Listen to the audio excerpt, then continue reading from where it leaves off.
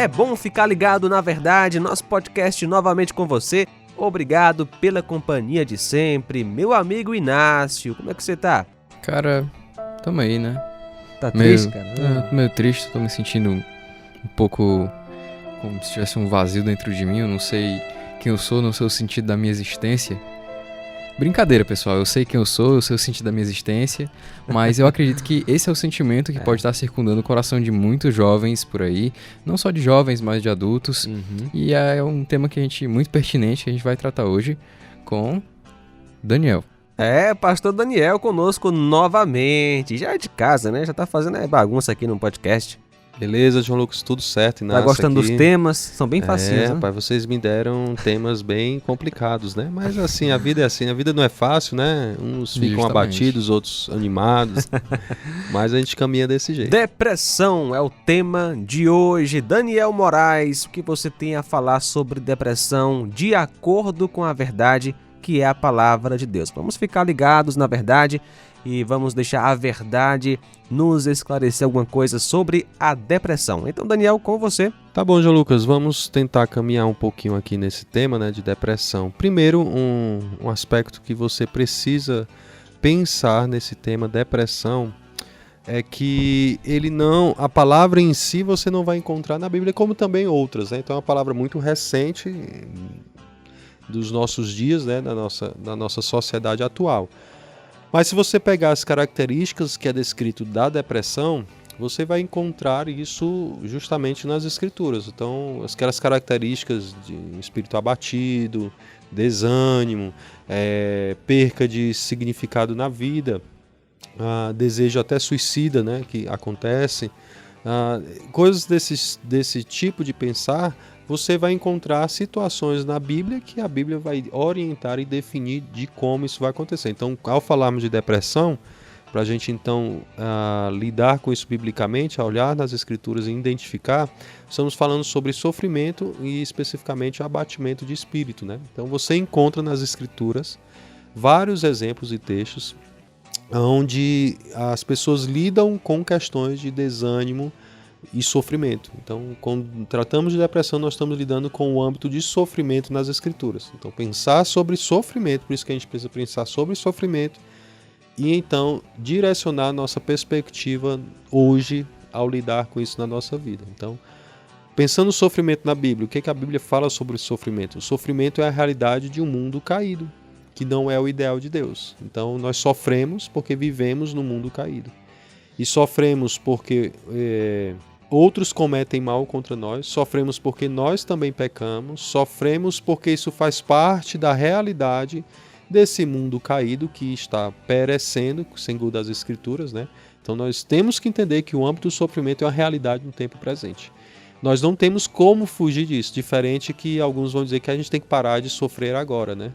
E prega como se o evangelho fosse uma ausência de sofrimento. Haverá uma ausência de sofrimento futura para os filhos de Deus, né? Mas existe no tempo presente o sofrimento real em nossas vidas. Então, quando nós vamos lidar com depressão, existem várias realidades pela qual a pessoa fica deprimida, né? Ela entra num caso de depressão. Você vai olhar nas Escrituras, você vai encontrar vários exemplos. Você vê Elias pedindo a morte, fugindo e se escondendo, não querendo saber mais de Deus, né? Então ele vai e pede a morte a Deus, né? Então ele tem pensamentos depressivos ali, que seria caracterizado como depressão. Você tem o próprio apóstolo Paulo descrevendo a profundidade da tristeza do seu coração diante de situações. Então você encontra inúmeros exemplos, podia contar mais aqui, né? Vários outros exemplos. Agora, João, isso é interessante. Se você ler os evangelhos, você nunca vai encontrar Jesus sorrindo. Os evangelhos sempre descrevem Jesus como um homem de dores, um homem triste, um homem abatido, um homem que sofria dores, né? Justamente porque Isaías 53 descreve o Messias, o servo de Deus, como um homem de dores, um homem que sabe o que é sofrer. Então, essa profecia de Isaías não diz respeito apenas ao sofrimento ali no finalzinho? Não, a vida dele, o que ele vivenciou como filho de Deus encarnado e a sua missão trazia sobre ele uma profunda dor. A dor dele não foi só no Calvário, ali foi o ápice da sua dor, do seu sofrimento. por levar os nossos pecados e fisicamente, mas ele desde a sua concepção, do seu nascimento, é um contexto de dor e sofrimento. Por quê? Porque o Filho de Deus encarnado, ele assume a forma humana, então ele experimenta e vivencia como homem, o Filho de Deus, como Deus homem, a dor, a vivência do mal, afetando sua criação, que ele já sabia, mas ele está vivenciando comumente como o homem vive. Então tudo isso foi experiência de dor e sofrimento. Isso é interessante que o Evangelho não descreve Jesus sorrindo, você não encontra isso aí. Então isso já aponta para nós que o Filho de Deus, ao vir nesse mundo que não é o ideal de Deus, mas o mundo caído, ele veio para experimentar nossas dores, né? Vivenciar esse contexto e nos transformar em uma realidade futura, a qual nós aguardamos, mas que já cremos que ele é o Filho de Deus e podemos encontrar esperança nele nas nossas aflições, da mesma maneira que nesse mundo caído que ele veio, ele encontrou no Pai, né? na Trindade. A gente pode descansar nisso. Então a depressão, ela é fruto pode vir por muitas razões, né? A pessoa ter enfrentado. Então é por isso que é importante você, ao estar deprimido, você identificar por quê, o que você está pensando e a origem disso, né? Por que eu estou deprimido? Às vezes a pessoa diz, mas eu não sei, mas foi um estado de vida que ela já tem vivido por tanto tempo que ela é tão prático na vida que ela se entregou a isso que não sabe nem mais a causa. Mas se você analisar, você vai conseguir poder ver e enxergar situações passadas da sua vida que você guarda no seu coração, na sua maneira de pensar, que define a maneira de você ver. Por exemplo, já aconselhei casos de porque eu fui rejeitado pelo meu pai, então hoje eu não consigo ter isso na minha mente. É tão forte que eu não consigo ter paz e alegria na minha vida hoje por causa desse sentimento de rejeição. Então ela alimenta isso e isso abate, né? Sofrimento causado por outros, que promove em mim uma dor. E ao lidar com a dor do passado, eu não sei viver no presente de maneira que Deus quer. Então, como isso vai ser definido nesse caso? A pessoa, mesmo que o sofrimento veio por outros no passado, eu preciso entender o que Deus quer para mim hoje, o que vai definir minha vida hoje, ao lidar com a dor do passado. Por exemplo, você tem exemplos no livro de Ruth, né? Ruth e Noemi. Noemi perdeu o marido, perdeu os filhos e foi descrita, ela se descreveu como mulher amargurada, né? Já Ruth, que perdeu o marido e viveu antes disso um sofrimento de escassez com Noemi, ela disse, o teu povo será o meu povo e o teu Deus será o meu Deus. Ela já, na mesma situação de Noemi, ela tem uma atitude diferente em meio ao sofrimento causado, né? Então vai muito como a pessoa vai reagir a isso, como ela vai pensar sobre isso e entender, e não só pensar, porque ela pode pensar de muitas maneiras, mas como o Evangelho, como a Bíblia, como Cristo vai definir a minha maneira de pensar e agir agora. Daniel, tem gente que pode cair em depressão por conta da culpa de um pecado, né, que ela cometeu anteriormente. E aí varia dos mais diversos pecados. Como é que a pessoa pode sair desse sentimento de culpa que está levando ela à depressão? Novamente, o Evangelho tem que definir a minha maneira de pensar. Se eu estou lidando com culpa, no meu passado aconteceu isso, ou eu fiz isso agora, eu sei que Deus me perdoou, mas eu não me perdoo. Então você tem que lidando com algumas maneiras de pensar errada. Deus lhe perdoou, verdade. Mas você não precisa se perdoar, você não peca contra você peca contra Deus. Exatamente. Não é o seu padrão que é violado, é o padrão de Deus. Deus não manda você se perdoar, Deus manda você pedir perdão a Ele, porque Ele foi o ofendido, não foi você. Daniel, e o que fazer na situação em que a depressão pode vir de alguma dificuldade física, talvez hormônios, não sei, alguma coisa física? Isso é também possível. O médico ele pode te orientar e dizer por meio de exames feitos que há deficiência de hormônio, há deficiência em determinada parte do corpo, alguma questão de saúde que é comprovável que aí você pode ser realmente isso está sendo a causa do meu abatimento. Então, ótimo, você no médico vai te orientar, vai fazer o tratamento para a cura do seu corpo e que automaticamente isso vai ser revertido para um bom estado emocional, talvez, né? Agora, mesmo em casos físicos, né? Deus criou o homem como uma unidade. O homem é um ser físico, parte material e imaterial. Ele é um homem, é uma unidade, ele é completo. Então não tem como o físico não afetar o espiritual não tem como afetar o físico. Isso é uma unidade, não tem como, isso vai acontecer. Por isso que mesmo em casos em que meu físico, comprovado de fato por exames, que eu tenho algum problema, por exemplo, bem comum, tireoide, né? Então eu preciso tomar hormônios para que isso se estabilize. E uma vez que isso está deficiente, isso vai provocar abatimento e tudo mais.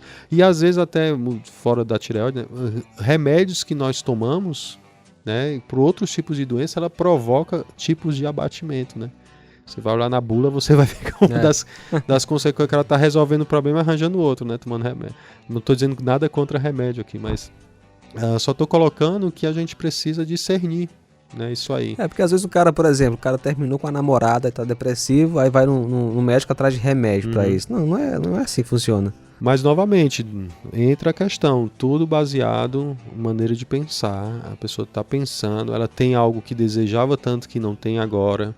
Então ela precisa tanto disso que não tem, ela não vê sentido na vida se não for com isso. Então tudo está lidando no âmbito do pensamento, da maneira de pensar, de ver a vida. O que vai definir o que eu penso? Onde está a minha esperança?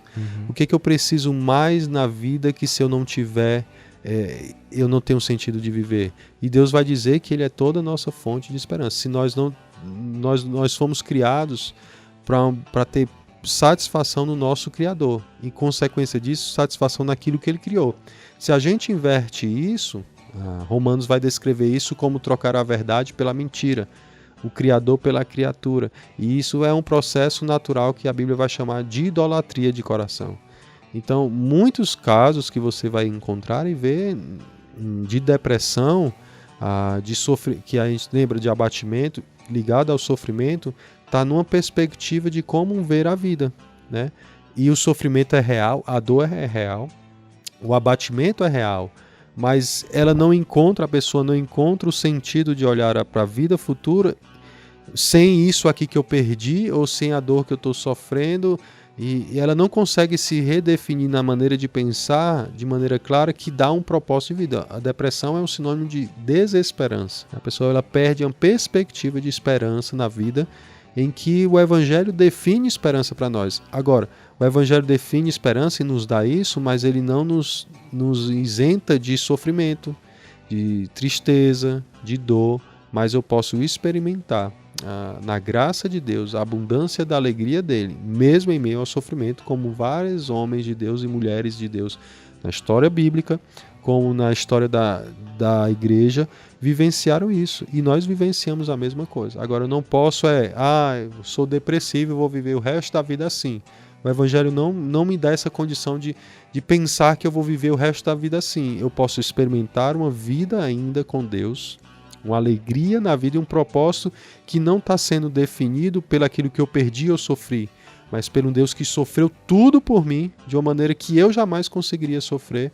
E Ele definiu minha eternidade e minha vida no tempo presente. Ele quer que eu viva isso, Ele já está caminhando minha vida para isso e consumará isso no futuro. Então eu preciso definir minha vida hoje à luz da eternidade. Então, para quem está aí com depressão, uma boa dica para você pare e pensa, o que está definindo a maneira de você viver e agir? Para quem você está vivendo? Sua perspectiva de ver e de viver está definindo muita coisa da sua vida. Então você precisa erguer seus olhos para Deus, entender biblicamente qual é esse plano de Deus para a sua vida, descrito nas Escrituras, como o Evangelho fala, e então guardar somente seu coração nisso, encontrando prazer no Senhor. É um processo. Sofrer faz parte da nossa realidade, mas o sofrimento ele não é aquilo que define a nossa vida.